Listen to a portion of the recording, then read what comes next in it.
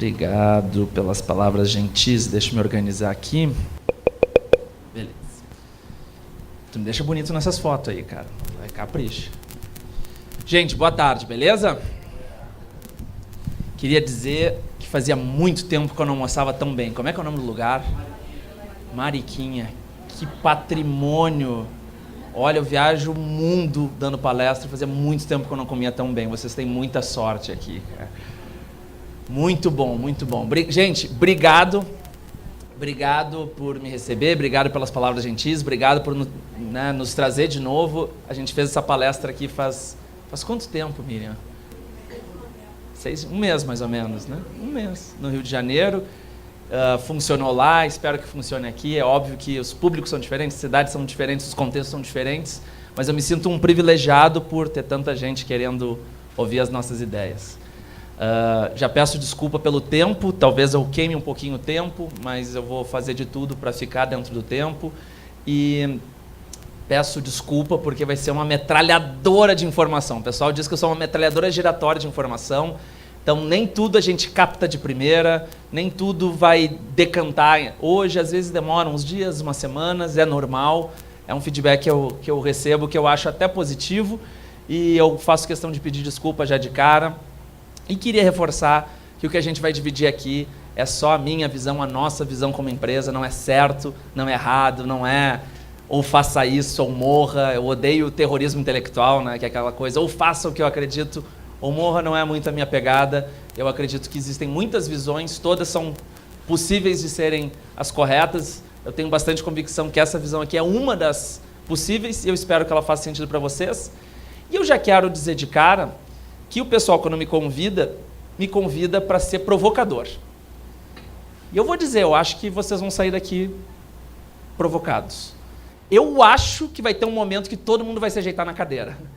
E isso vai ser logo daqui a uns 6, 7 slides. Então vamos ver se eu estou certo, porque eu já dei essa palestra muitas vezes, conhecendo a natureza da maioria das pessoas aqui, né? Porque a gente pega um briefing. Eu acho que o pessoal vai começar a se mexer na cadeira no início, mas quando a gente chegar no final, vocês vão ver que a nossa visão é muito positiva. Então, deixa eu me apresentar. Então, meu nome é Thiago, eu tenho 38 anos, sou natural do Rio Grande do Sul, já morei em 4 países, já pude associar a minha vida profissional, pelo menos 4 tags, 4 palavras. Empreendedor é uma delas. Eu ajudei a cofundar várias empresas de naturezas diferentes, tudo dentro do que é considerado nova economia. Laboratórios de Big Data, coworkings, escolas de inovação, escolas de criatividade, aceleradores de negócio, enfim, entre mortos e feridos eu ajudei a cofundar em mais de 20 iniciativas. Algumas ainda existem e eu não faço mais parte, outras deixaram de existir, outras existem e eu ainda faço parte, tenho muito orgulho de todas elas. Sou também autor, fiz um livro chamado Vai Lá e Faz, que fala de novos formatos de empreendedorismo, futuro do trabalho. É um livro que está gratuito na internet, é só botar Vai Lá e Faz PDF, que vocês vão achar e baixar. Então, quem quiser, é só procurar no Google. Uma terceira palavra que associa muito ao meu nome é professor. Eu sou professor de um monte de lugar, tá? Sou professor na Perestroika, que é uma das escolas, um dos negócios que eu ajudei a fundar. A Perestroika hoje é a maior escola da sua categoria na América Latina. Sou professor de curso online, sou professor lá da Hebraica de Jerusalém, nesse projeto chamado Transdisciplinary Innovation Program, que é um projeto onde de bioengenharia, negócios, computer vision, big data, dessas novas tecnologias. E lá os alunos interagem com vários experts, dentre eles 14 prêmios Nobel, astronautas, e eu sou o cara que cuido da parte de futuro. E sou o único brasileiro no corpo docente da Singularity, que a gente já vai falar dela. E uma tag que, se eu estou aqui, eu imagino que seja por causa dessa tag, é futurista. O que é futurista? Se a gente fala, eu sou um engenheiro, a gente mais ou menos imagina o que faz. Se a gente fala, eu sou um cozinheiro, a gente mais ou menos imagina o que faz. Mas um futurista dá uma certa dúvida, né? O que é um futurista? Nada mais é do que alguém que recolhe evidências hoje, no passado, tentando entender o que vai ser amanhã. E essa história começou em 2012. Em 2012, eu fui selecionado para essa escola chamada Singularity. É uma escola da NASA, do Google, dentro da NASA, dentro do Vale do Silício.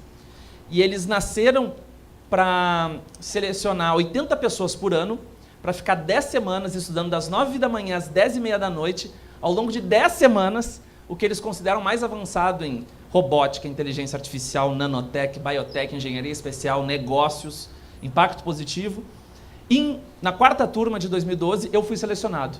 Em meio lá, acadêmicos, engenheiros, programadores, cientistas. Na minha turma tinha gente de 40 países, 39 países. Imagina uma turma de 80 pessoas, 39 países. E foi um privilégio, assim, né? Foi uma coisa realmente muito diferente. Eu tive acesso a informações que a maioria das pessoas talvez nunca tenha tido, que talvez a maioria das pessoas só vá ter acesso, né, daqui a uns anos. E depois disso me apaixonei pelo futuro, comecei a fazer uma romaria por várias escolas de inovação e negócios e tecnologia do mundo, várias escolas que eu sempre admirei, e a junção de todos esses olhares se deu na Aerolito. Hoje que eu cuido, a empresa que eu cuido se chama Aerolito. A Aerolito é um laboratório de futuro, a gente tem estudos de futuro, experimentações em inteligência artificial, internet das coisas, criptomoeda, realidade virtual, enfim, essas coisas que para muitos é futuro, para nós é presente, e eu tenho ajudado um monte de gente a pensar esse futuro. Mas chega de enrolar, deixa eu começar com um aquece, com um jogo. O jogo vai ser o seguinte, quem já jogou o jogo não joga, tá? Porque não tem graça jogar o jogo 2 vezes, é só legal jogar uma vez. Então o jogo vai ser o seguinte, me disseram, não sei se é verdade, tá? Que elite intelectual de Friburgo estaria nessa sala. Então, eu quero testar, ver se está certo, se me passaram um briefing correto, o perfil correto, a gente vai jogar um jogo. E o jogo é o seguinte, quando eu pedir, a gente vai levantar a mão, tá? E eu vou começar a mostrar uma lista de empresas. Se a gente olhar a empresa e conhecer a empresa, a gente deixa o braço levantado. Se a gente não conhece a empresa, a gente baixa o braço. Se baixar o braço, não pode levantar mais, perdeu o jogo. E eu vou mostrando várias empresas. O objetivo é chegar no final da lista, que são 9 empresas, conhecendo todas elas. Pode ser? Se a gente chegar no final da lista com o braço levantado, bom sinal, certo? Então, todo mundo levantando o braço. Quem já participou não participa, senão perde a graça. Vamos lá, hein, gente? Estou confiando em vocês. 9 empresas, tá? Se não conhece, baixa e aí não levanta mais. Se conhece, mantém levantado. Primeira empresa, Coca-Cola. Graças a Deus, imagina se alguém não conhecesse a Coca-Cola, saía por essa porta e não voltava nunca mais. Beleza, ótimo. Segunda empresa, GM, General Motors, Chevrolet, né? Legal, conhecemos. Terceira, Ford, ótimo. Vamos lá. Johnson & Johnson, também. Xerox, acho que todo mundo aqui conhece. Mastercard, ótimo. Visa, ótimo. Pepsi, ótimo. E a última, Nike, ótimo. Podem baixar os braços. Eu sabia! Me falaram e eu confiei e você estava certo. Gente, obrigado por participar do jogo, da brincadeira. Parabéns, a gente tem que olhar essa lista aqui e se orgulhar. Parabéns. A gente acabou de ver aqui 9 empresas que fazem parte de algumas das maiores empresas do mundo, do que a gente considera economia clássica. E que bom que a gente conhece. Levantem um braço de novo que eu quero mostrar uma outra lista de empresas, por favor, aí. Um pouco diferente. Vamos lá. Primeira empresa. Opa, perdemos alguns soldados pelo caminho. Espera aí que tem gente. Tem aqui, olha aí, tem gente lá no fundo, é isso? Tem um cara que tá meio que assim, ó. Tá meio assim, sabe? Tá meio assim, né? Meio assim, não sei se conheço, né? Na prova, não sei. Tá, quem conhece, braço levantado com convicção aí. Ótimo, vamos lá que tem mais 8. Segunda, Splunk. Sim? Não? Já era? Depois tinha... Oi. Tinha ainda Gustin, Enevo, Zillow, Kaggle, Kaier, Pod, Donner Shoes. O que aconteceu nessa lista, né? A gente acabou de ver algumas das maiores empresas de uma outra economia, economia exponencial. E automaticamente isso nos provoca a pensar uma coisa que eu imagino que está todo mundo pensando agora, que é quem tem me inspirado? Para onde eu tenho olhado? O que eu tenho lido? O que eu tenho achado do caralho? É economia clássica ou economia exponencial? Porque se eu ler livros, se eu ler colunas, se eu olhar autores, se eu investigar cases de sucesso da economia clássica e reproduzir isso, provavelmente eu vou ser economia clássica. E não tem nenhum problema ser economia clássica. Mas eu não fui convidado aqui para falar da economia clássica, fui convidado aqui para falar da nova economia. Como é que a gente observa essa nova economia? Quem são os autores da nova economia? Quem são os pensadores da nova economia? Quais são as métricas de sucesso da nova economia? Quais são os selos de qualidade da nova economia?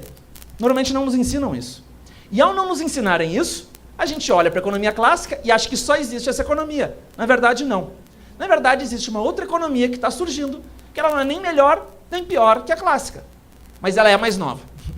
Isso é indiscutível, ela é a mais nova. E se vocês querem saber um pouco mais dessa economia, eu aqui vou dividir um pouco do que eu aprendi sobre essa economia.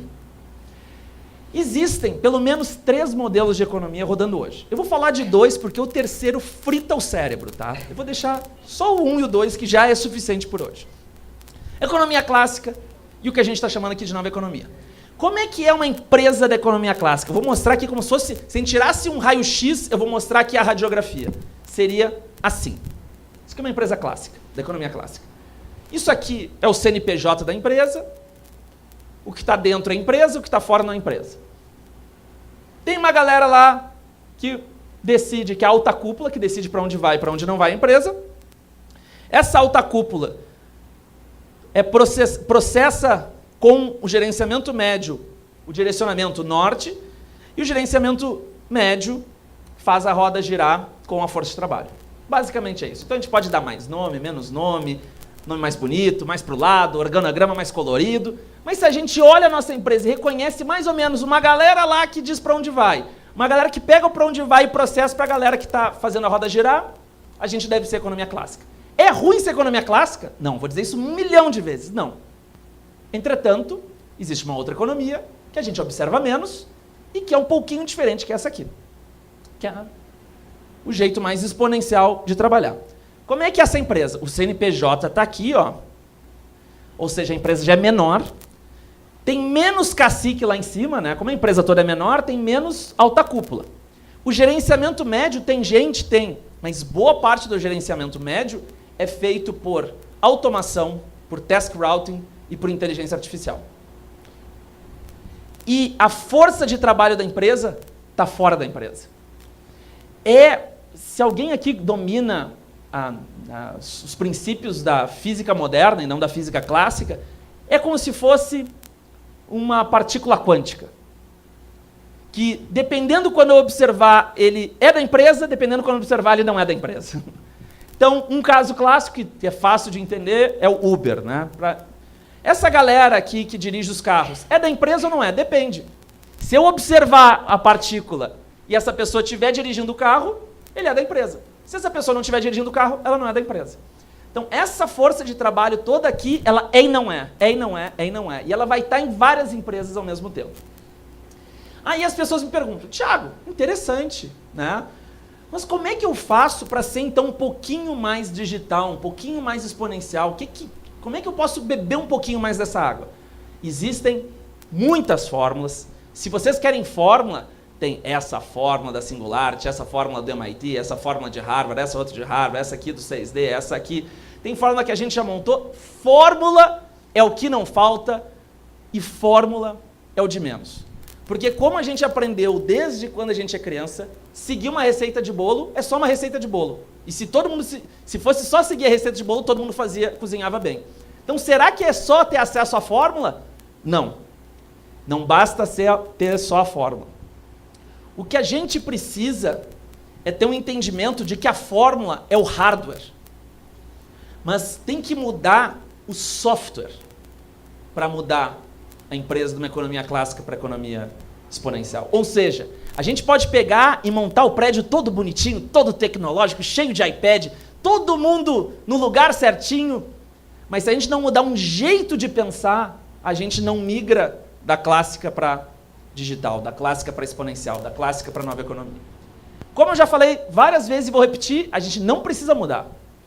Ninguém precisa mudar. Mas se vocês me convidaram para falar do futuro do trabalho, eu não vou falar do que é passado, nem presente. Eu vou falar do que é futuro. E eu vim aqui falar 3 coisas. Primeira coisa que eu vou falar. Um modelo de negócio digital não funciona sem esse mindset digital. Como a gente troca o jeito de pensar. Segunda coisa, não adianta a alta cúpula, não adianta as lideranças dizerem é assim, que não é com uma ordem de cima para baixo que vai mudar. É com a galera que vai mudar, e depois eu explico. E a terceira coisa que eu queria dizer é que dá um frio na barriga vai dar um frio na barriga, vocês vão se mexer na cadeira, e para mudar precisa coragem. Precisa muita coragem. Coragem não é ausência de medo. Coragem é sentir medo e enfrentar o medo. Mas vamos começar do início, para não dar dose letal de cara. Vamos começar devagarinho. O que é um mindset digital? Existem muitas formas de explicar a história da humanidade. Imaginem que isso aqui é pré-história e isso aqui é história. Tá? Uma forma de explicar a história da humanidade, que é a que eu mais gosto, do Alvin Toffler, John Duran, da Wikipédia, diz o seguinte: na história da humanidade só houve 3 eras e 2 revoluções. Era agrícola, onde o pensamento, o jeito de pensar, o Windows que estava rodando era o agrícola. Aí a gente teve a Revolução Industrial. Aí a gente começou uma nova era, a era industrial, onde o Windows que começou a rodar é o Windows industrial. E aí teve uma nova revolução, a digital, que fez com que o novo Windows fosse o Windows digital. C, S-E, bold, maiúsculo, vermelho sublinhado. C. Este jeito, que é só um jeito, dos muitos jeitos possíveis de olhar a história da humanidade, está certo? Eu considero que esse jeito está certo. Todas as pessoas dessa sala, eu me incluo, foram educados para operar nessa lógica e estão vendo emergir essa lógica. Todas as pessoas dessa sala, todas as pessoas que vocês conhecem, todos os amigos de vocês, chefes de vocês, colegas de vocês, todo mundo foi educado para esse jeito aqui e está vendo nascer esse jeito aqui. É mais ou menos como se fosse o seguinte: nos ensinaram russo 1 ano, 2 anos, 5 anos, 10 anos, 15 anos, a gente está fluente em russo. Aí perguntaram: você sabe falar russo, Thiago? Sei. Aí nos largam na Itália. Aí eu digo: o que eu vou fazer com esse russo agora? Então o que está acontecendo é que nos ensinaram que só tinha um jeito de operar, que é o industrial, e não é o único jeito de operar. Existe outro jeito. Existe um jeito de ser uma indústria digital. Existe um jeito de ser uma fábrica digital. Então vamos começar do início. Como é que é o jeito, como é que é o Windows industrial de operar? O Windows industrial de operar é linear, segmentado, unidimensional e previsível. Vou repetir essas palavras várias vezes porque elas são importantes. Linear, segmentado, unidimensional e previsível. Como assim, Thiago? Acho que concordamos que a internet está mudando o nosso jeito de pensar, né? A gente está se influenciando pela internet, ou seja, a internet está modelando o cérebro em 2017. O que modelou o cérebro na era industrial? Sabe o que modelou? Assim como hoje a internet é o grande símbolo, a linha de montagem é o grande símbolo da era industrial. Portanto, a linha de montagem pegou os nossos cérebros e foi modelando, e foi pegando essa massinha de modelar e foi deixando o nosso cérebro parecido com a linha de montagem. E aí eu vou explicar, né, para todo mundo, eu acho que todo mundo sabe como é que é, mas eu vou decodificar como é que é uma linha de montagem. Uma linha de montagem é linear. A matéria-prima entra aqui, vai sendo transformada e sai um produto de maior valor agregado lá no final. É uma linha de montagem. É segmentado, porque na linha de montagem a gente divide a galera nos grupinhos, uns timinhos. A gente às vezes chama de departamento, área, grupos de trabalho, a gente dá todos os nomes, mas o importante é pensar que aqui faz uma coisa, aqui faz outra, aqui faz outra, aqui faz outra, aqui faz outra.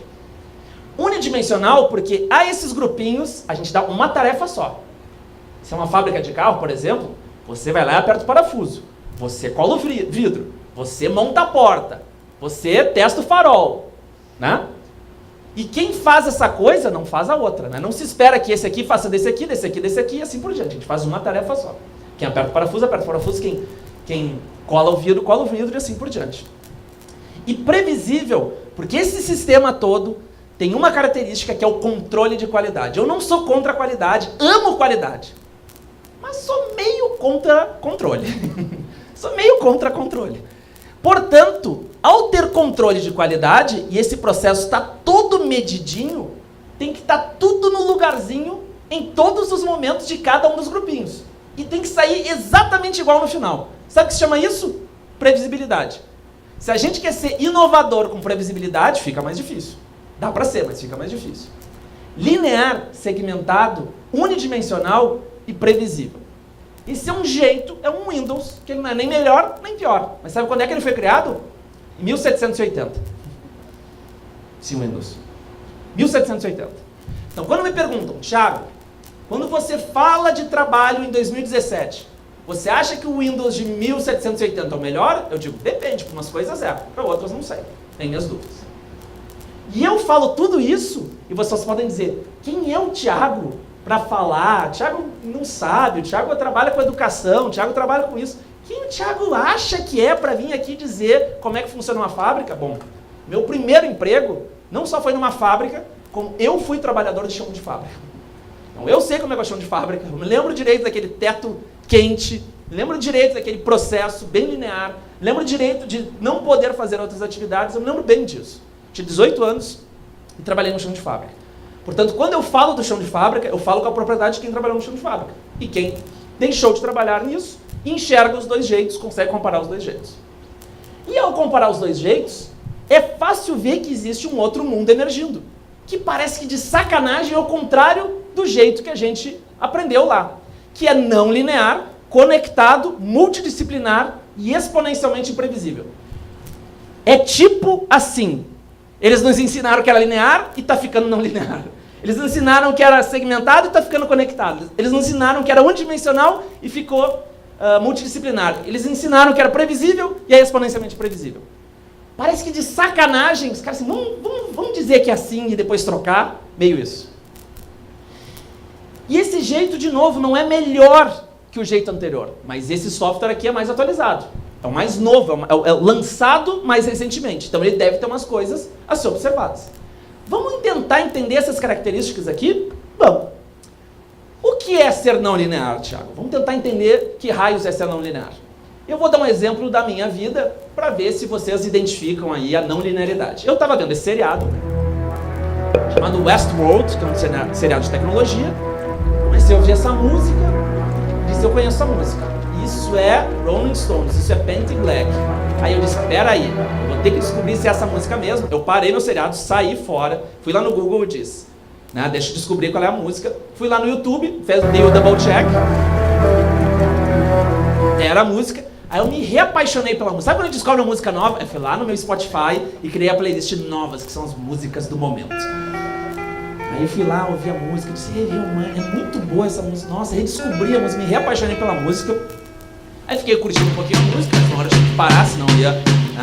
Aí disse, puta, não sei cantar essa música. Eu fui lá no Google, fui na Wikipédia, deixa eu achar a letra da música, a Wikipédia, não tem a letra. Aí eu saí e disse pro Google, eu quero a letra. Aí o Google entendeu, me deu a letra, eu dei Ctrl+C, dei Ctrl+V, botei no meu desktop para cantar depois e voltei a ver meu seriado. Nossa, sure. Quanto tempo tudo isso demorou? Menos de 1 minuto. Antigamente, se eu ia lá, quando eu fui ver De Volta para o Futuro no cinema, eu fiquei sentado no cinema e terminou o filme, eu estava sentado no mesmo lugar e eu só consegui ver o filme de um jeito. Hoje em dia a gente está vendo, não sei o que, e sai, está vendo ali, e aí está vendo o seriado, e aí sabe, mas esse moleque é banguela mesmo ou não é banguela? Deixa eu ver se ela não é banguela, mas olha só, ela é casada com ele, mas ela é careca, não sei o que, mas deixa eu ver eles dançando lá. Puta, mas casou, separou, mas a menina só tem 3 anos, né? E aí vai e volta, e quando vê, tá comprando um negócio, né? É muito maluco isso. E não sou eu que faço isso, todo mundo faz isso. Quando a gente faz isso, sabe o que acontece? O cérebro vai mexendo, o cérebro vai se modificando. E o jeito de trabalhar também vai se modificando. Ou você acha que não vai se modificar? Claro que vai. Ou seja, se a gente considerar que o ambiente de trabalho é uma cozinha, porque agora com a masterchefização do mundo, todo mundo sabe o que é mise en place, não sei o quê. Tá? Se o mundo fosse uma cozinha, se o ambiente de trabalho fosse uma cozinha, tem 2 tipos de cozinheiros. Primeiro cozinheiro é a pessoa que entra na internet, olha toda a receita, copia todos os ingredientes, vai no supermercado, compra todos os ingredientes, chega em casa, vê passo a passo, começa a fazer o passo 1, dá certo, o passo 2 dá certo, passo 3 dá certo, passo 4 dá certo, passo 5 tem que pegar o ovo que comprou estava meio zoado, não dá, joga fora, o ovo sem ovo, não dá para fazer receita, congela. Não tem receita. Segundo tipo de cozinheiro, é a pessoa que chega, abre a geladeira, olha o que tem e diz que porra que eu vou fazer com isso aqui, entendeu? E o que a gente está rindo é porque a gente sabe que um jeito é muito linear de operar e outro jeito é muito não linear de operar. Na prática, existem dois tipos de profissionais. Os profissionais que só conseguem operar com plano e os profissionais que conseguem operar com o plano em movimento, que vão trocando o plano em movimento, que vão dançando esse jogo. E tem cada vez menos espaço para esse cara aqui e cada vez mais espaço para esse indivíduo aqui. Por quê? Porque Jean Piaget, talvez o maior educador da história, disse: inteligência não é o que você sabe. Inteligência é o que você faz quando você não sabe o que fazer. Se é simplesmente seguir um plano, a pessoa, desculpa, não é inteligente. Porque um plano qualquer um segue. Você vai dizer, é apertar esse botão? Deu. Agora é pra... né? Então como é que eu consigo ter uma faculdade que me vá além do plano? É pensando não linearmente. É enfrentando o desafio de todos os dias de maneira não linear. E a Sara Sarasvati explicou isso. Que esse é o jeito mais rígido de operar, onde eu tenho plano rígido e não consigo sair do plano. E se eu não consigo sair do plano, problema, porque é sinal de que eu preciso desenvolver a minha capacidade não linear, mas quem já consegue operar não linearmente, a máquina deu um problema aqui, o que eu faço? Com quem que eu falo? Como é que eu opero? Como é que eu resolvo? Né? Mas o meu chefe não está hoje, o que eu faço? Congelo ou consigo resolver? Eu tô sem verba, como é que eu lido com isso? Ano de crise, né? A gente está falando de crise. Como é que eu viro num ano de crise? Mas você não tem, né? Então, como é que eu opero não linearmente? Aí está o profissional mais atualizado. Segunda característica, ser conectado. Esse gráfico aqui é um gráfico bem legal, esse gráfico vai ajudar a mostrar um monte de videozinho que eu tenho ali pra frente, tá? Esse aqui é um gráfico do Institute for the Future, foi um dos lugares que eu estudei, que eles disseram, imaginem isso aqui para o mercado americano, tá? Década de 80, a gente trouxe computador para o ambiente de trabalho, para ajudar a trabalhar, aconteceu, melhoramos nossos processos. Década de 90, década da comunicação, a gente começou a explorar a internet, começou a se valer disso, legal, foi o que aconteceu. E a década de 2000 começa a ser a era da sensorização, onde está todo mundo nessa sala aqui mandando dado para a nuvem e recebendo dado da nuvem, sem precisar dizer, estou mandando dado da nuvem. Eu estou mandando um monte de dado para a nuvem, aqui, ali, aqui, de tudo que é jeito. Né, eu tenho, nem ia dizer isso, mas agora que eu tenho um chip na mão que eu fico mandando, sabe? Tipo assim, a gente fica mandando coisa e recebendo coisa sem nem controlar mais. E o que vai acontecer é que os nossos ambientes de trabalho, tanto falando de robôs aqui, vão começar a ter um tipo novo de robô. Não o robô industrial, mas o robô que eles chamam Companion Robot, que é o robô de companhia, que são robôs tipo a Siri, tipo o Google Home, tipo esses robôs, né, que a gente já interage, só que eles vão ser mais queridos e mais inteligentes. Então vamos ver esse robô aqui chamado Robot Base, vamos ver como ele opera. O vídeo é em inglês, mas vai dar para entender o que ele faz. Meet the world's first artificial intelligence personal robot. She's your welcome friend at any hour. Good morning, Thomas. Time to get up. Good morning. It seems like you had a good night's sleep. 8 full hours and a good resting heart rate. Thank you. Your meeting with Jane is at 9:30. I put the coffee on. She can interface with household devices. And she's also a personal stylist. What do you think? Why don't you try the blue tie with it? Good idea. She's your world-class office assistant, using artificial intelligence algorithms to analyze data quickly and efficiently. We plan to run a marketing campaign on the Upper East Side of New York. What do you think about that neighborhood? This neighborhood has a very promising Tá, continua. Então o que esse robô faz? Esse robô está conectado na casa, que está conectado na internet, o cara tem algum tipo de device, então ele está meio que acordando ali, esse aparelho diz, o Thiago está acordando, o robô chega perto da cama e diz, ei, Thiago, beleza? Beleza, bom dia, bom dia. Vou preparar seu café, tá? Eu já sei como é que é seu café, não sei o que, já estou preparando. Aí já fala com a casa começa a preparar o café. Eu vou lá, tomo banho, tomo café, aí depois vou me arrumar e diz, olha, Thiago, baseado nas tendências de moda que eu olhei aqui no Twitter, e sabendo como é que é o seu gosto, eu recomendo que você use essa gravata com essa camisa aqui, assim diante, olha, pô, legal, valeu aí, Glória Calil. É de boa. Aí segue, eu vou para uma reunião, aí fica ali o nosso robozinho, dizendo, olha, essa sua dica é boa, não sei o que, essa sua campanha de marketing funciona, porque esse vilarejo aqui, esse bairro é um bom bairro, e assim por diante, então fica dando assistência. É diferente interagir com um robô assim, do que interagir com um robô assim.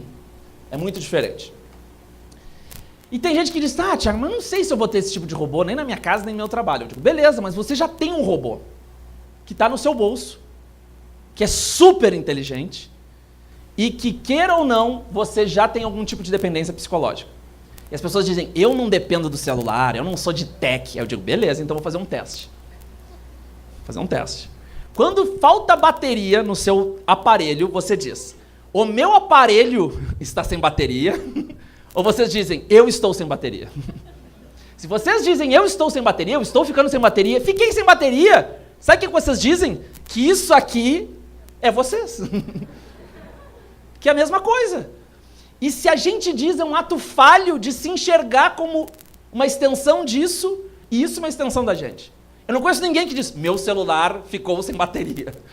Eu só conheço pessoas que dizem, eu fiquei sem bateria. Isso já prova uma dependência, uma extensão psicológica do ser humano, que diz, eu nem gosto de celular. Tô vendo.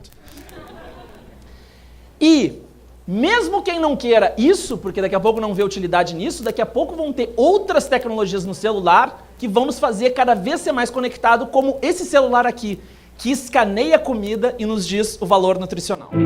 Remember how exciting a new phone used to be? Sure, smartphones keep getting better, but better isn't good enough. We want a phone with the power to change the way we live. Introducing the Changhong H2, the only phone with a material sensor that can scan and analyze physical objects. The H2's material sensor absorbs light reflected back from an object, breaks it down into a spectrum, and analyzes it to determine its chemical makeup. Every object has a unique molecular fingerprint. The H2 is the only phone that can read it. It brings the power of laboratory science to the everyday, revealing a world of information never accessible before. From the sweetness of a fruit off the shelf to biometrics from your biceps, the H2 gives us the ability to discover more. Now your phone can verify a product's authenticity and warn you if something's not right. It's a brand new way to experience the world and all the sweetness it has to offer. Eu tenho esse sensor. Eu não tenho esse celular, mas eu tenho esse sensor. E a gente pega e coloca em chocolate e diz tanto de gordura, tanto de açúcar, e bate no valor nutricional. Você bota no braço. Eu não faço isso porque eu tenho baixa autoestima, né? Mas ele diz a gordura corporal. Você coloca em medicamento, medicamento ele não está funcionando tão bem ainda, mas ele vai dizer se o medicamento tá válido ou não, se é um medicamento falso ou não.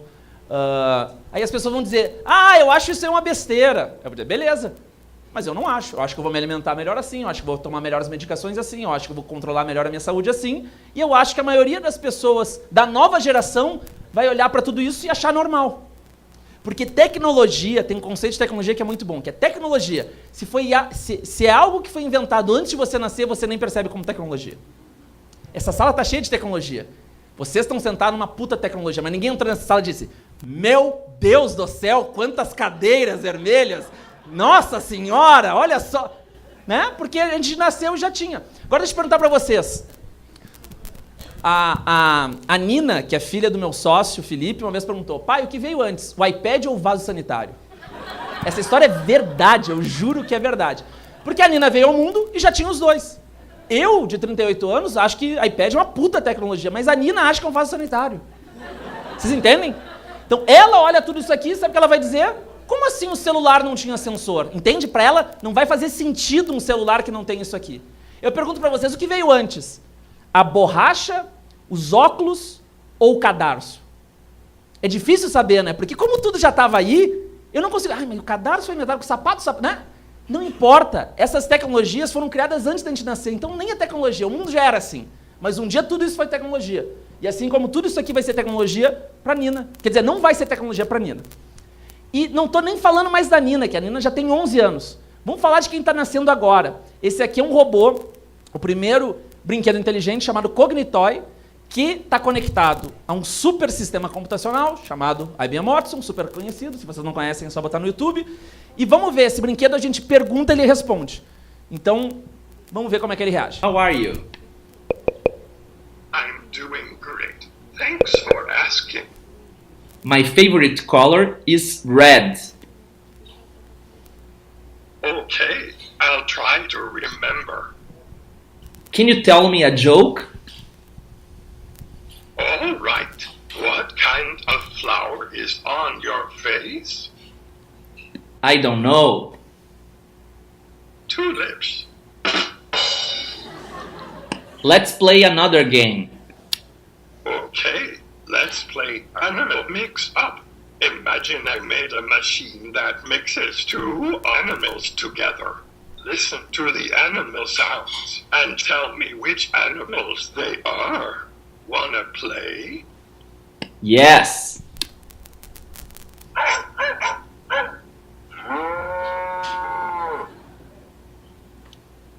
A dog and a cow. Correct. It was dog cow. Tá, e aí segue. Ele é muito inteligente, muito divertido, e pra quem acha que eu sou meio lesado, tá, eu tô imitando uma criança de 5 anos, eu não converso assim com as pessoas normalmente, tá?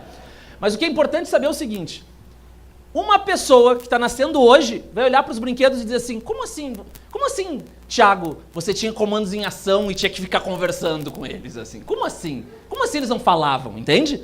Eles não vão entender, porque a tecnologia não é percebida quando estava antes da gente nascer. How are you? E a gente vai ver um mundo que vai ser mais ou menos assim.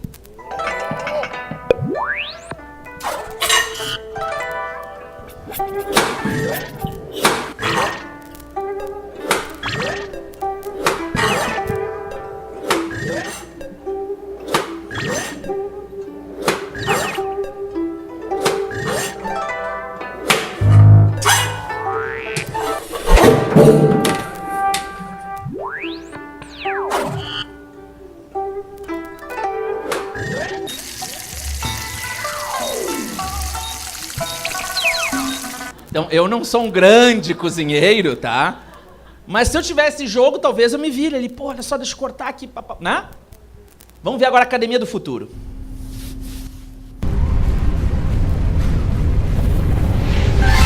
Excellent.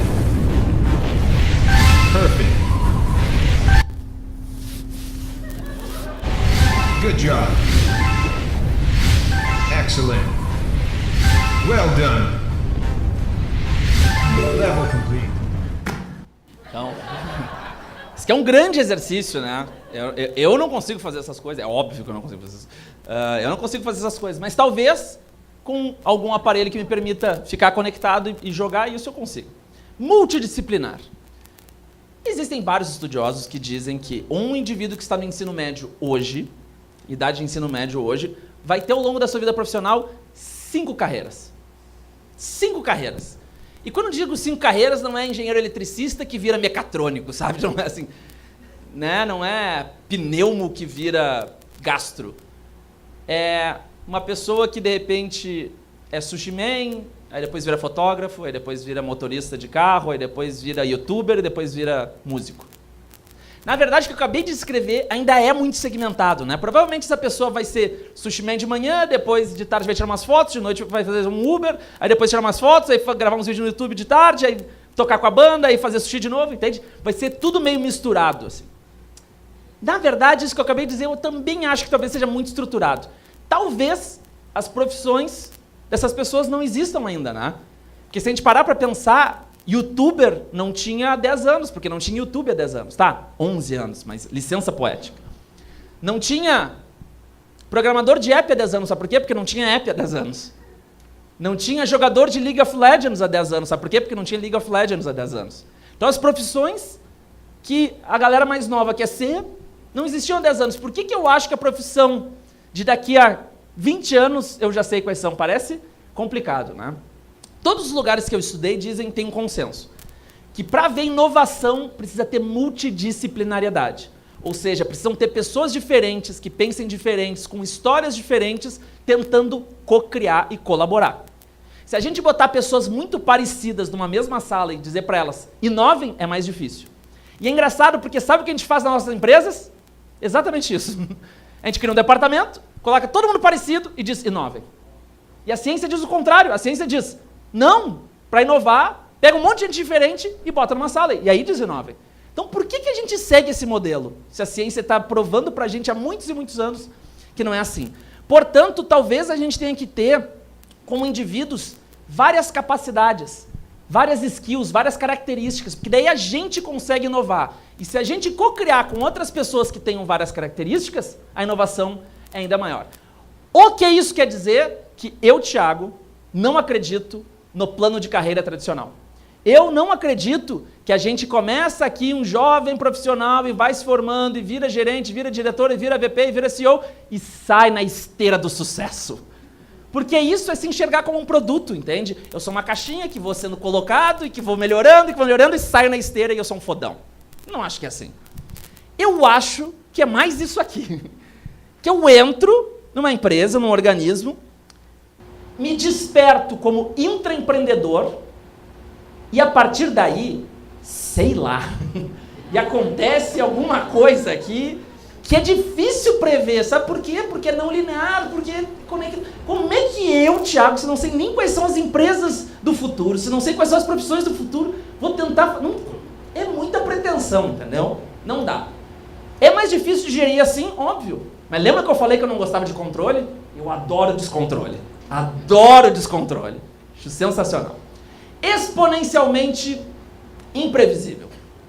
Se este jeito aqui ajudou a gente a pensar assim, este jeito aqui está ajudando a gente a pensar assim. E a internet é exponencial. Eu vou botar um videozinho que ajuda a entender esse conceito. Esse conceito é super difícil, normalmente demora 3 horas para explicar, mas como vocês são elite intelectual de Friburgo, vocês com certeza vão entender rapidinho, mas agora, sem sacanagem, vai dar para entender rapidinho, porque eu acho que a gente pegou um resumo bom aqui. Então vamos ver um vídeo rapidinho e depois eu processo. The nature of technological progress is exponential. If I count linearly, 30 steps, 1, 2, 3, 4, 5, I get to 30. If I count exponentially, 2, 4, 8, 16, 30 steps later, I'm at 1 billion. It makes a dramatic difference. About 40 years ago, Gordon Moore saw that there was exponential growth in the power of semiconductors, of chips. Basically, every 2 years, we can put twice as many components on a chip. And because they're closer together, they run faster, and so computers get twice as capable overall for the same price every year. We'll make another billion-fold increase in price performance in the next 25 years. And again, shrink the size of these technologies 100,000-fold. So we went from a building to something that fits in your pocket in 40 years. In the next 25 years, we'll go from something that fits in your pocket to something that's the size of a blood cell. That information technology grows exponentially is that we use the latest technology to create the next. So each new generation of technology grows exponentially in capability, and the speed of that process accelerates over time. Então, deixa eu tentar explicar aqui. Eu não sei se vocês lembram do negócio chamado PA e PG. Vocês lembram disso? Puta, eu colei nessa prova, eu não entendi direito, tá? PA era o seguinte, progressão aritmética. Do 1 pro 2, do 2 pro 3, do 3 pro 4, 4 pro 5, 5 pro 6. Vai somando. Para de me ligar. Quieto. Para, fio. Progressão geométrica. Do 1 pro 2, do 2 pro 4, 4 pro 8, 8 pro 16, 16 pro 32. Tá? Progressão geométrica. Então, ele fala ali, se a gente fizer uma PA e começar do 0 pro 1, do 1 pro 2, do 2 pro 3, 30 passos depois eu estou no 31, certo? Se eu fizer uma PG e sair do 0 pro 1, 1 pro 2, 2 pro 4, 4 pro 8, 8 pro 16, 30 passos depois eu estou no 1 bilhão. Ou seja, no início, a PA e PG elas parecem parecidas, mas depois de um tempo elas começam a se soltar e ficam bem diferentes.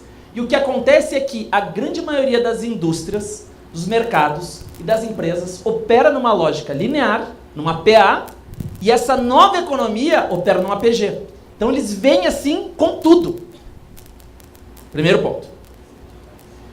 Quem aqui já tinha ouvido falar da lei de Moore? Ótimo. Gordon Moore, quando foi perguntado, o que você acha que vai acontecer com os microcomputadores? Ele disse, olha, eu acho que a cada 18 meses, 24 meses, 1 ano e meio, 2 anos, o microchip vai ou dobrar de tamanho, ou dobrar de potência, desculpa, ou diminuir metade do tamanho, ou ficar metade do valor, e de fato foi o que aconteceu. Virou a tal de lei de Moore. Se vocês já ouviram falar disso, ótimo.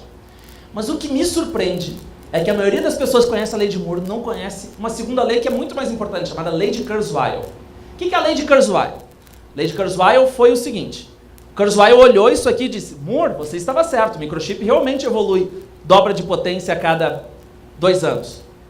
Mas não é o microchip, é o computador desde como a gente conhece. Ele observou que o computador, desde o cartão perfurado, passando pelo relé, pelo vácuo, pelo transistor e pelo microchip, tem evoluído há 120 anos nessa mesma curva. Ou seja, o que o Gordon Moore observou foi um pedacinho de um fenômeno maior. E se isso é verdade, e isso aqui é um cálculo matemático, não tem meio como discutir, isso aqui não vai parar. Depois do microchip, vai vir a computação quântica, que já está aí, e vai continuar evoluindo exponencialmente. Depois da computação quântica, vai evoluir para a nova onda, e daí a gente não sabe, mas o que provavelmente vai acontecer é que ela vai continuar sendo exponencial. O que isso aqui quer dizer é que nunca mais o computador deixará de ser exponencial. O nosso futuro é exponencial. Computadores e software e programação é exponencial. Quando alguém programa... Quem programa aqui, sua professora? Olha aí. Orgulho. Isso aí. Quem programa sabe. Vai escrever um botão verde, né? O cara vai lá e escreve um botão verde. Fiz o botão verde. Pum. Aí o cara vai escrever um botão vermelho. Você acha que o cara escreve do zero? Não, ele pega Ctrl C, Ctrl V e troca a cor. Simples, porque é o óbvio. Então, no tempo que uma pessoa tem que fazer 2 botões analógicos, um digital, pega e faz Ctrl C, Ctrl V e já tem 2. Entende? Por isso que é exponencial, por isso que é mais rápido, porque é só código. Primeira forma de explicar. Segunda forma de explicar. Para quem não entendeu ainda bem, eu dou um exemplo, que aí é mais fácil. O microchip, da época que ele foi inventado para agora, ele aumentou a performance 3.500 vezes, baixou o consumo 90 mil vezes e diminuiu o custo 60 mil vezes. Se a gente pegar uma coisa inventada na mesma época, o Fusquinha, e aplicar a lógica exponencial ao Fusquinha, ele teria que ter uma performance de 400 mil km por hora, um consumo de 800 mil km por litro, custando 12 centavos. Como o Fusquinha não está aqui, eu já sei em que indústria está o Fusquinha. Não é na exponencial, é na linear. É um problema? Não. Mas eu sei que aqui vai ser exponencial, ou seja, aqui pode ser que crie problema para cá. E por que eu acho que pode criar problema? Por causa desse gráfico aqui, que é um gráfico que eu amo de paixão. Este gráfico diz o seguinte. Essa aqui é a economia clássica, linear. E essa aqui é a economia exponencial. Se isso aqui fosse uma maratona, a economia clássica larga a maratona voando, né? Eu tenho uma galera, um puta parque industrial, uma marca centenária, eu tô aqui, ó, essa galerinha aqui na garagem, lá no Fab Lab do centro, jura que esses dois, quem acha que vão fazer alguma coisa? Olha ali, ó. E essa galerinha tá quietinha ali, do 1 pro 2, 2 pro 4, 4 pro 8, esses caras já estão bombando, lá comercial no Fantástico, então, né, estão lá. E a galerinha só de olho aqui, fazendo devagarinho, aí faz. Aí chega uma hora que pega atração. E se isso aqui fosse uma maratona, é como se essa galera entrasse numa Ferrari e passasse de viagem. Porque não tem como comparar isso aqui, esse momento, com esse momento. Sabe o que todo mundo quer fazer? Eu vou contar o que todo mundo quer fazer. Então, diz assim, vamos começar aqui e seguir aqui. E quando a gente sentir que alguém lá do Fab Lab estiver chegando, sabe o que a gente faz? A gente troca para cá. Não dá para rezar para 2 santos com uma oração só. Não dá. A gente tem que escolher para qual santo vai rezar. Ou ter 2 orações. Então, talvez a gente tenha que ter alternativas aqui. Sim, por que abrir mão disso, se isso é legal? Mas talvez a gente tenha que ter alternativas aqui também. Um plano B aqui, um plano C aqui, um plano D aqui. Inclusive, eu acho esse o jeito mais inteligente para 2017. Operar nas 2 economias. Qualquer pessoa que tem dinheiro só num tipo de fundo está correndo risco, porque se esse fundo der qualquer tipo de problema, pode perder todo o dinheiro. Então a gente tem que diversificar. Isso é ser mais sustentável, né? É sempre melhor ter 10 de um do que 1 de 10. Se 1 de 10 morrer, eu tenho 0. Se um dos meus 10 de 1 morrer, eu continuo com 9.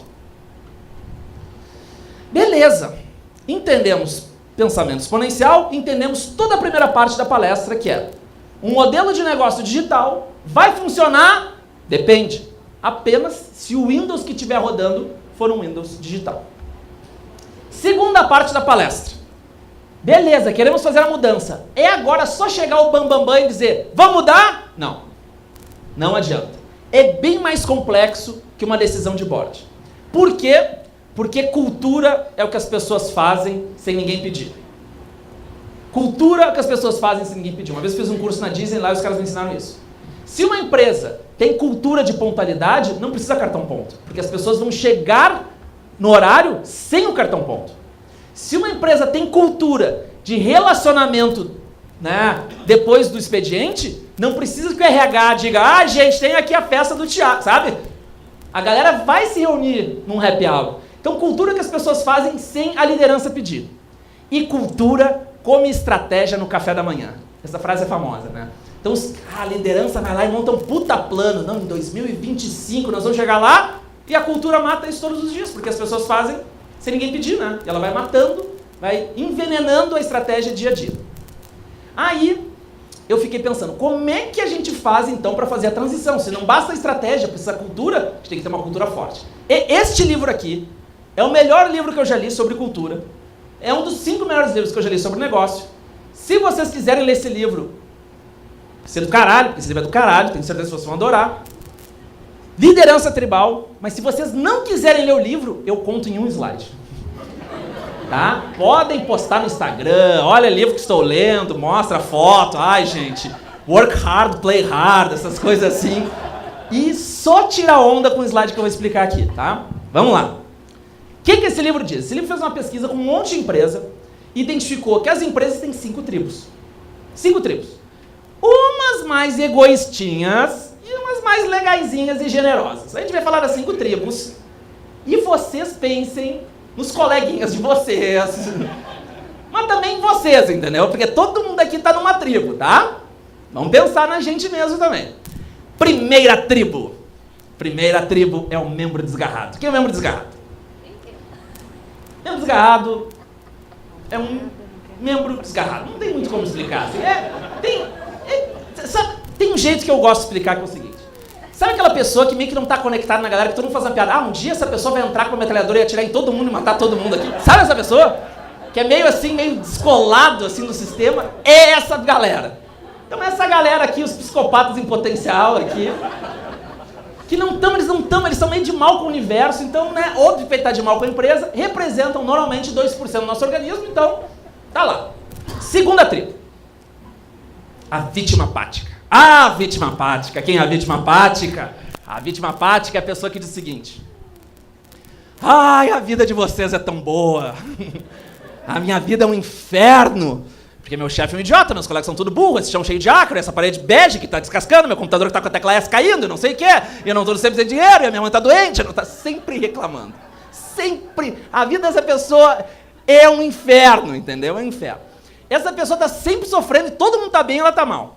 E aí essa pessoa nutre, assim, sabe, esse ódio pela vida e se torna um burocrata. Quem é o burocrata? É a pessoa que empaca o sistema. Não é que é neutra, ela empaca o sistema por querer. Uma vez, juro, eu conto essa história porque essa história é surreal. Uma vez eu tinha reais e tinha que trocar dólar, eu ia viajar, e eu fui numa casa de câmbio, cheguei na casa de câmbio, olha aqui, eu tenho reais, queria trocar para dólar. Aí a pessoa falou assim, mais alguém querendo trocar dinheiro. Eu olhei assim,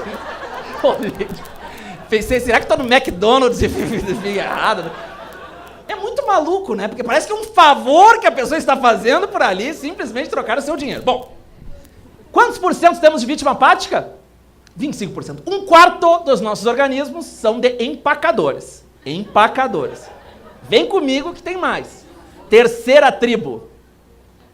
Os guerreiros solitários. Os guerreiros solitários. Conhecemos bem os guerreiros solitários. Quem são os guerreiros solitários? Guerreiro solitário, guerreira solitária, aquele indivíduo que, custe o que custar, ela vai matar, mentir, roubar, puxar tapete, mandar e-mail, dizer, cada um com seus problemas e não sei o quê, e vai escalar o Everest profissional. E ela faz a politicagem, e ela faz a rádio corredor, e ela vai envenena aqui, e ela envenena ali, e ela faz mal do fulano, e ela fala mal do ciclano, e ela diz, mas essa veneno aqui, mas ela escala. E ela escala. Ela trabalha para a empresa? Não. Para quem ela trabalha? Para ela mesma. Não está nem aí para a empresa. Se a empresa do lado oferecer 1 centavo a mais, ela diz, gente, eu tenho que pensar na minha carreira, né? Desculpa, mas... Vão rindo. Quantos? Vão rindo. Quantos por cento temos de guerreiros solitários? Metade das empresas são guerreiros solitários. Façam conta comigo. Metade está trabalhando para si. 1/4 está empacando o sistema. E 2 quer matar o resto que sobrou, tá? Tamo bem, né? Tamo bem. Entretanto, há tribos sim mais abundantes. Há tribos abundantes. Essa aqui é uma delas, se chama orgulho tribal. O que essa galera fala? Vou dizer o que essa galera fala. me posicionar aqui, porque tem um ar dramático que essa galera fala. Essa galera diz o seguinte: a gente é do caralho. A gente é do caralho. A gente é do caralho. Nossa liderança do caralho, nossa empresa do caralho, o serviço que a gente oferece do caralho, o produto que a gente faz do caralho, nossa equipe do caralho, nossa propaganda do caralho, nossa sede do caralho, a concorrência, mais ou menos. mais ou menos também. O que eles fazem tá sempre assim meio verde, né? Não é aquele verde deles meio esquisito, tem uma colinha, né? Tem um negócio, né? Sabe? A gente é bom. A concorrência tem sempre, né? Mas escolhe aquele veneninho, sabe? Assim, legal, sentimento bom, 22%, porém, podemos chegar no estado da arte do pensamento tribal, que é o inocente maravilhado. Eu amo esse nome. Ai, sabe de nada, inocente, acha que a vida é a Disney, né? Ai, acha que capitalismo não existe, todas essas coisas. Então, o que o inocente maravilhado fala? Ele fala o seguinte: a gente é do caralho, nossa liderança do caralho, nossos colegas são do caralho, computador do caralho, nosso serviço do caralho, nosso produto do caralho, nossa propaganda do caralho, nossa sede do caralho, tudo é do caralho e a concorrência também é do caralho. Inclusive, eles são tão do caralho que a gente vai pegar o caralho do caralho que eles fazem e fazer um caralho mais do caralho que a gente faz sozinho. Entende? A noção de cocriação é real. Entende? É real. Às vezes as pessoas dizem: Thiago, eu sou super colaborativo no meu departamento. Eu digo: ah, é? Porra, parabéns, você é colaborativo no seu departamento da sua empresa. Pô, funcionário do ano para essa pessoa. Imagina a pessoa ser não colaborativa no departamento, né? As pessoas querem me enlouquecer. Eu devo estar maluco. Gente, 2% das pessoas enxergam isso. Enxergam que ninguém precisa perder para todo mundo ganhar. E ninguém precisa perder para todo mundo ganhar. Eu não preciso matar o outro, porque o outro não é inimigo. O outro pode ser amigo, inclusive o outro pode ser parceiro e construir, junto comigo, algo mais legal do que eu consigo fazer sozinho. Isso é colaboratividade. Colaboratividade é com outro, né? Labore é labor, trabalhar. É trabalhar com outro, não trabalhar consigo mesmo. Então, se eu não trabalho com outro, eu não sou colaborativo. Uma tribo forte acelera esse jeito digital de ser. E se a gente quer ser um pouquinho mais digital, um pouquinho mais não linear, conectado, multidisciplinar e exponencialmente previsível, construam uma tribo forte, peguem pessoas que pensam do lado de cá e convidem as pessoas do lado de cá a fazerem parte desses grupos. Então, não é simplesmente um dedo apontado e dizer: vamos mudar. Precisa se cultivar essa cultura forte. Chega no finalzinho da palestra, eu falo tudo isso e as pessoas dizem: legal, interessante, fez sentido. E agora, como é que eu mudo? Coragem. Porque precisa coragem. É muito fácil ficar nessa zona de conforto, que é tão confortável, é tão gostosinha, né? A gente fica ali, bem. E quando a gente vê tudo isso, a gente pode ficar empolgado, mas tem um lado nosso que fica assustado. E o lado que fica assustado também fica meio empolgado. E diz: olha esse mundo novo, né? Então, o meu entendimento é de que se a gente quer fazer mudança, a gente tem que enfrentar o medo. E coragem não é ausência de medo. Coragem não é ausência de medo. Às vezes eu vejo pessoas, no meu ponto de vista, equivocadas dizendo: eu sou muito corajoso, não tenho medo de nada. Na verdade, quando a pessoa diz isso, ela está se demonstrando um grande covarde. Por quê? Coragem é dizer: eu tenho medo, estou morrendo de medo, humildemente eu vou aqui admitir, eu estou borrado, mas eu vou enfrentar. Isso é coragem. Então, sem humildade não existe coragem. Com arrogância, para dizer: não tenho medo de nada, não é coragem, é fraqueza. Agir com core. E que coração não tem medo, né? Que coração não tem medo? Portanto, quero contar para vocês uma história sobre coragem, porque talvez essa história sobre coragem defenda a minha tese aqui. Vocês conhecem esse indivíduo aqui? Sim, né? Dr. Stephen Hawking, talvez a mente mais imaginativa do planeta. Esse cara consegue imaginar 11 dimensões. Eu me atrapalho nas 4 que a gente está aqui. Esse cara consegue imaginar 11. Imagina o que esse cara toma, né? Deve ser bom. Nunca tomei, mas deve ser bom. Olha aqui. Esse cara aqui, ele tem a ELA, aquela doença degenerativa, né, que o impede de movimentar os músculos do corpo e os músculos da face. E aí um dia eu vi essa foto aqui e o Dr. Stephen Hawking estava sorrindo. Eu disse: esse barato que deve ser bom, não é o das 11 dimensões. Porque um cara que não ri, esse negócio é legal. Aí lá na Singularity, naquela escola lá da NASA que eu comentei para vocês, Os 80 alunos, que eram pessoas super legais, fizeram várias tarefas, eles selecionaram 4 para receber um prêmio. O prêmio era e a gravidade zero, o que tecnicamente para muitos é considerado espaço. Para uns não, mas para muitos é. Sabe quem foi um dos 4 que foi convidado para isso? Eu vou contar essa história agora para vocês. Eu fui convidado, e aí eu cheguei no meu computador e tinha este formulário aqui. Dizia, Thiago, você tem que preencher esse formulário. O formulário dizia o seguinte: pessoas com problemas comportamentais, como ansiedade, síndrome do pânico, claustrofobia ou medo de altura, não podem voar. Só de ler isso aqui já dá um nervoso, né? Eu quero dizer, melhor eu não ir, né? E eu quero dizer para vocês um negócio que é íntimo, que não é, assim, segredo de Estado, mas que é íntimo, e que eu não botaria no outdoor, que faz parte da minha vida e que eu vou ter que lidar com isso até morrer. Eu tenho uma condição chamada síndrome do pânico, eu vivo essa condição há alguns anos, eu tenho síndrome do pânico. E para quem não sabe, se alguém tiver, só dá uma olhada aí, estamos juntos, tá? Estamos na mesma aí. Se vocês não sabem o que é, se vocês têm pessoas que vocês gostam, parentes, amigos, e vocês nunca entenderam bem isso, quero dividir o que é, porque muitas pessoas consideram que esta condição é a pior sensação mental que um indivíduo pode ter. Pior, não tem nada pior. Muitos dizem, não sei se é verdade. Síndrome do pânico é a sensação, é um nível de ansiedade tão alto que você acha que vai morrer imediatamente. Então você começa a ficar nervoso, taquicárdico, respirar, e fica tenso e tonto, não sei o quê, e você diz, pum, vou morrer. Ou de ataque do coração, ou vai estourar um AVC, e eu vou morrer. E você fica assim, 10 minutos, 15 minutos, 20 minutos, meia hora, 40 minutos, você fica fritando ali. Só que você está almoçando, entendeu? Então você está almoçando e tem isso, e tá todo mundo dizendo, Thiago, e aí, quer batata barô ou não? Você está ali, entendeu? Então é muito complicado, é muito delicado, porque você não pode pegar e sumir, entendeu? Porque senão isso desencadeia mais ansiedade. Você tem que tentar respirar fundo. É como se fosse um animal que está enjaulado, mas o cadeado está sempre meio solto. Se você bobear, o animal sai e aí tem que controlar. Mas você tem que controlar esse animal com as suas faculdades mentais. E as pessoas que estão olhando para mim achando que eu vou cair babando, agora eu estou medicado, estou bem, tá tudo bem, estou bem, na plenitude aqui. Mas, quando a gente viu isso aqui, ao saber, né, que pessoas com síndrome do pânico não podiam voar, eu pensei, não posso voar, certo? Certo nada, nem imagina. Óbvio que eu tinha que ir para esse negócio, tinha que dar um jeito, 0G, velho. E eu pensei, o que eu vou fazer? Já sei, vou fazer um Skype com o meu psiquiatra. Eu tinha ganhado alta do meu psiquiatra há um tempo, aí entrei em contato com ele, aí eu disse, pô, cara, e aí, meu, beleza? Foi super difícil marcar o Skype, 6 horas de fuso e tal, fazia um tempão que a gente não se falava, né? Beleza, cara, tô aqui na NASA. Na NASA? Tô fazendo um curso de futurismo. Futurismo?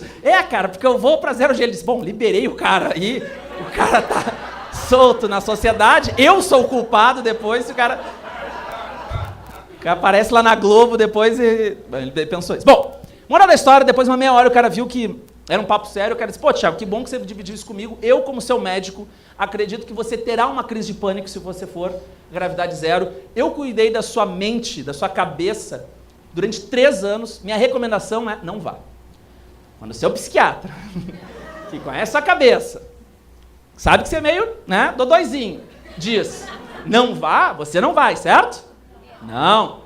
Coragem não é ausência de medo, coragem é dizer, estou com medo, tenho humildade para reconhecer meu medo e vou enfrentar o medo. Eu vou apesar do medo. E aí, eu chamei meus colegas e disse, galera, tem uma notícia para dar para vocês, Titi vai com vocês e pode ser que, né, colhe as placas lá em cima. Então, vem comigo, não sei o que e tal. Aí, dos meus 3 colegas, tinha a Pragnia, que ela falou assim, pô, Thiago, que bom que você se demonstrou vulnerável, porque eu não só tenho treinamento de paramédico, como meu pai tem crise de pânico. Eu sei identificar e sei tratar. E isso foi sensacional, realmente me causou, né, um bem-estar enorme, mas o mais maravilhoso foi descobrir que era mentira. Ela não tinha nenhum dos dois, ela só falou para eu ir bem, e pior é que deu certo.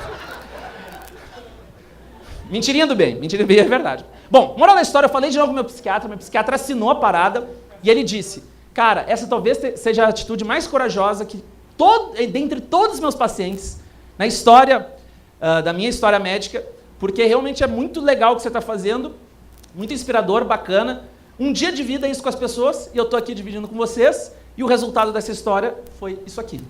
Então, é uma situação que eu acho que poucas pessoas têm a oportunidade de viver, Mas eu não quero mostrar foto, porque podendo mostrar o vídeo é bem mais legal, né? Então vamos ver o vídeo.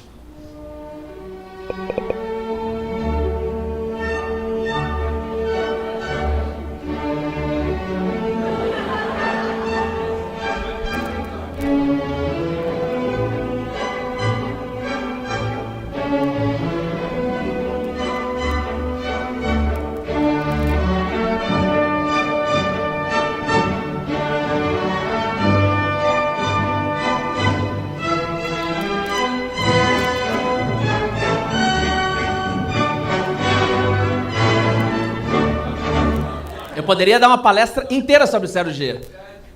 Inteira, porque a gente pega essas garrafas d'água e joga assim, e aí fica só uma esfera d'água, assim. É muito irado. Os órgãos ficam em 0G, assim, é muito legal, tem muita coisa. Bom, mas não é sobre o 0G que eu quero falar, sobre o que eu tirei de aprendizado que pode fazer sentido para vocês. O que eu descobri com essa história é uma mensagem que eu acho que é bem poderosa. É que quando a gente abraça o futuro, porque o futuro dá medo, velho. O futuro dá medo. Quando a gente olha tudo isso, dá medo. Porque a gente foi educado para um outro mundo que não esse, e enfrenta o medo, e junta o futuro com essa coragem, enfrenta o medo, a gente pode chegar num lugar que talvez seja o espaço. No meu caso, foi literalmente o espaço, mas cada pessoa tem o seu espaço, né? Onde quer chegar, o lugar que quer estar, um sonho a atingir. Os indivíduos, os grupos, as empresas, as cidades, as comunidades, né? Eu não sei qual é o espaço de vocês, eu sei que todo mundo tem esse espaço aí para alcançar. Eu quando olho isso aqui, para mim parece um conto de fada, sabe? Um cara que chegou nesse lugar apenas abraçando o futuro e enfrentando os medos. Então a minha sugestão é que vocês olhem para esse futuro com carinho, abracem e se der medo, enfrentem. Não neguem esse medo, enfrentem esse medo que talvez a gente chegue no espaço. Eu acho que todo mundo merece chegar no seu espaço. A essa altura, alguns de vocês devem estar se perguntando que porra de palestra foi essa, não entendi porra nenhuma do que esse cara falou. Esse cara falou de pensamento não digital, de óculos, não sei o que, tal, aí mostrou um robozinho, aí depois falou do pensamento tribal, da tribo mais egoísta, agora falou de... Que porra... Quem perdeu o sinal com a torre, tá? Venha comigo, que eu vou resumir a palestra em um slide. O que a palestra quis dizer, talvez pudesse ser resumido por uma frase de um cara que eu admiro muito, o futurista que mais me influenciou, chamado Alvin Toffler, que disse o seguinte, a frase dele é maravilhosa, o que ele disse foi: os analfabetos do século XXI não vão ser as pessoas que não souberem ler e escrever. Os analfabetos do século XXI vão ser as pessoas que não souberem aprender, desaprender e reaprender. Vou dizer de novo porque ela parece simples, mas não é simples. Os analfabetos do século XXI não são as pessoas que não sabem ler e escrever. Não são essas pessoas. Os verdadeiros analfabetos do século XXI são as pessoas que não têm a capacidade de aprender, desaprender e reaprender. Quando eu vou num coquetel, é muito engraçado, porque quando eu falo, trabalho com futuro, e o cara trabalha, sei lá, com pneu, o cara diz, mas Thiago, qual é o futuro do pneu? Sabe, tipo, o cara tenta uma consultoria graça, assim, muito engraçado. As pessoas me perguntam muito assim, mas olha só, eu tenho filhos, como é que eu faço para preparar meus filhos, tal? Eles têm que aprender mecatrônica, eles têm que aprender a programar, eles têm que aprender mandarim, o que eles têm que aprender? Eu costumo dizer, olha, com base no que eu tenho estudado, é só uma verdade das muitas verdades, as pessoas só têm que saber 3 coisas. Aprender a aprender, aprender a desaprender e aprender a reaprender. Porque quando a gente aprende a aprender, a gente perde o medo do futuro. Quem tem medo do futuro é a pessoa que não consegue ter a humildade, a grandeza e a nobreza para aprender de novo. Ela acha que já aprendeu tudo, então não precisa aprender de novo. E aí ela morre de medo porque vai mudar e o que ela sabe não vai mais fazer sentido, ela vai dizer, ferrei. Mas as pessoas que têm a grandeza, a nobreza e a humildade para aprender de novo, sabe o que elas dizem? Que bom que vai mudar. E eu posso mudar de novo. E mudar de novo, e mudar de novo, e quantas vezes for necessário. Ela não tem medo do futuro, ela tem esperança, otimismo, excitação com o futuro. Então, se a gente não aprender a aprender, o futuro sempre vai nos dar frio na barriga. Sempre vai nos dar frio na barriga. Mas se a gente aprender a aprender, a gente vai enfrentar esse futuro e vai navegar em águas tranquilas. Basta aprender a aprender? Não. Se vocês já instalaram um novo software no computador ou no celular, você sabe que a gente tem que desinstalar um para instalar outro. Então eu tenho que deixar de lado um jeito que eu pensava para botar um jeito novo. E como essas mudanças são exponenciais e não vão parar pela nossa vontade, eu vou ter que reaprender de novo, e aprender de novo, e aprender de novo. Essa é a única verdade que eu costumo não negociar na minha vida. Eu acho que as pessoas que estão verdadeiramente preparadas para o futuro são as pessoas que se propõem a aprender, desaprender, reaprender, aprender, desaprender, aprender. São eternos aprendizes. E eu acho esse jeito de viver bem mais legal do que cheio de certeza. E se vocês acham que isso aqui tem algum sentido, que a gente falou tem algum sentido, a minha sugestão seria fazer alguma coisa com isso. As histórias, as bibliografias são contadas por pessoas que fizeram. Não são contadas por pessoas que tinham um caderninho na gaveta cheio de ideias e nunca transformaram isso em nada. Que tinham o ideias.doc lá no desktop e não transformaram em ideia. A história é contada, a inspiração vem de ideias que aconteceram, que viraram alguma coisa. E aí eu desenvolvi uma metodologia chamada Vai Lá e Faz. Essa metodologia é muito simples. Você vai lá e faz. Porque as pessoas às vezes querem fazer, aí elas fazem a reunião para fazer. Não, se eu fizer a reunião para fazer, eu estou fazendo a reunião e não fazendo. Ah, mas eu tenho que fazer o report. Não, eu tenho que fazer, eu não tenho que fazer o report. Ah, mas agora a gente tem que montar o plano. Não, tem que fazer. Claro que planejar é importante. Claro que a reunião é importante. Eu estou brincando, mas eu também estou falando sério. Quem pensa muito não pula na piscina. Sabe quando tem um churrasco e alguém vem correndo e pula na piscina e a gente diz, podia ser eu, sabe? Essa impetuosidade, essa quase falta de noção é a tal da coragem. De não overplanejar e de dizer, quem pensa muito não vai pular. E quem pensa muito não pula. E acorda um dia com 80 anos e diz, putz, eu não pulei. E podia ter pulado várias vezes. Então a gente vai terminar aqui com um vídeo que tem várias mensagens para quem gosta de aprender, desaprender, reaprender. Se vocês olharem alguma dessas mensagens e se conectarem a qualquer uma delas, tamo junto. Tamo junto. Sinal de que o nosso Wi-Fi aqui está na mesma nuvem. Tá? Eu vou pedir para desligar as luzes, porque esse vídeo fica mais legal sem luz. E o pessoal do áudio, por favor, pode desligar tudo, pode fazer cineminha. E o pessoal do áudio, se puder, não sei se tem como aumentar um pouquinho mais, acho que ajudaria. Aí, legal. Então, terminado esse vídeo, eu fico aqui à disposição de vocês para uma outra dúvida, mas eu vou deixar meus contatos também para futuras intervenções e conexões. A gente, né, agradece já antecipadamente e eu acho que é um privilégio poder compartilhar as nossas ideias com pessoas tão curiosas, interessadas e tão famintas por aprendizagem. Vamos lá. The green plastic watering can for a fake Chinese rubber band and a fake plastic girl.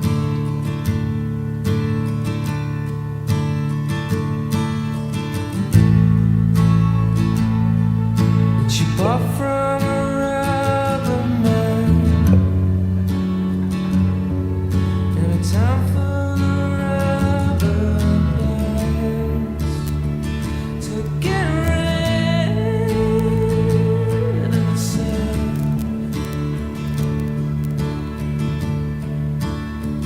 The ways around, the ways around.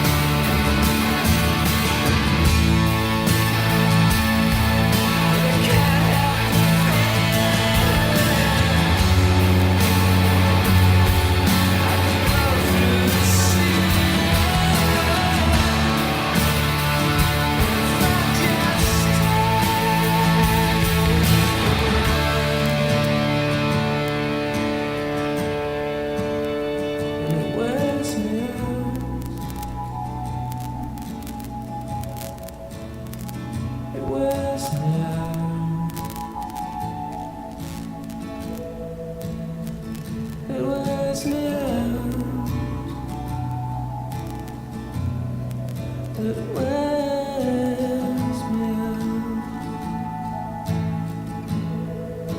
And if I could be who you wanted, if I could be who you wanted all the time,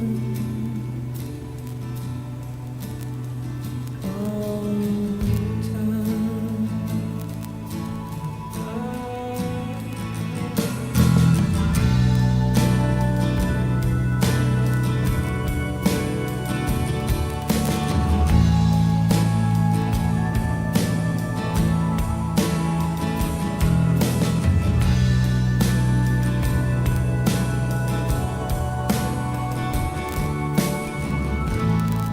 Muito obrigado, de coração. É um privilégio estar aqui.